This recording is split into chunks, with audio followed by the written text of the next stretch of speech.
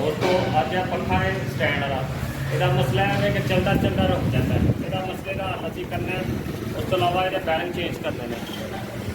पंखे का मसला है कि कस्टमर की कंप्लेन है पंखा चलता चलता रुक जाता है, कभी चल जाता है। ਇਹਦਾ मसले का हल है कि जनाब ਇਹ स्विच टुट गई है, ये देखो अंदर तरेड़ आ गई है।